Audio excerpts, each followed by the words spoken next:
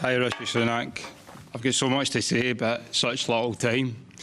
My name is John Watt, and I'm one of the COVID vaccine injured in this country. I want you to look into my eyes, Rishi Sunak, and I want you to look at the pain, the trauma, and the regret I have in my eyes.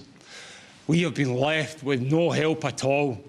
Not only am I in here that's vaccine injured, there's another man over there whose life's been ruined by that COVID-19 vaccine. I know people who have lost legs, amputations. I know people with heart conditions like myself, Rishi Sunak. Why have I had to set up a support group in Scotland to look after the people that have been affected by that COVID-19 vaccine?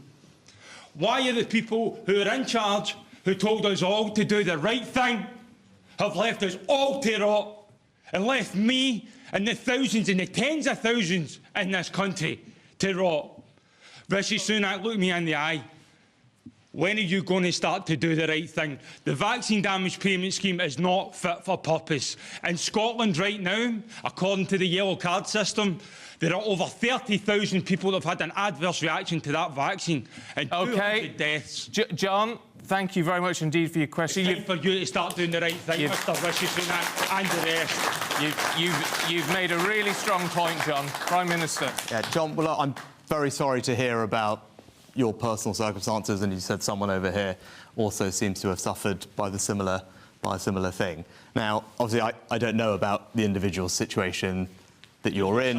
Rishi. We're silenced. Well, on social media and everything. Okay. We are silenced. We are the most silenced people in this country. Silence in the press because my story in the press. Okay. I had to go to the government for comment, and they made me take all the stuff out. Forgive me both. I know, I'm happy. No one. Okay. John, no one is saying. No one's saying you yeah. Okay. I've lost my house, my wife, and a successful career. And sir, you raised some very valid points, I'm sure. What I've got to say is, though, we haven't got you on microphone, and as you know, we've got to get through this. I'm sure we can raise your points with the Prime Minister at a later date.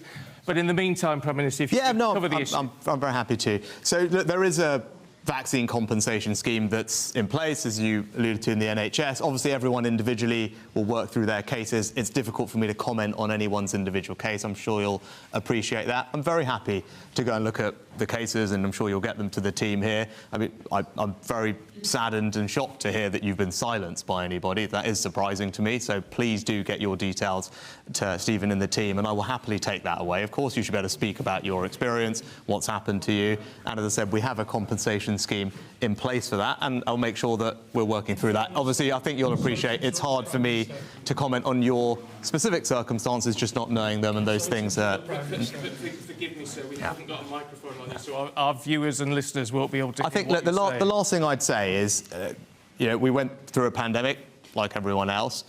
At the points when it came to the vaccine, those decisions were always taken on the basis of medical advice from our medical experts to tell us, as politicians, who are obviously not doctors, about how best to roll out the vaccine, what was in the public health interest, the priority order, how that should be done, who should be eligible. That was something that the doctors recommended on, and that's something that we followed. Now, obviously, if there are individual circumstances which haven't worked out, then that's why we have the compensation scheme in place, and I'll make sure that we follow up on your cases.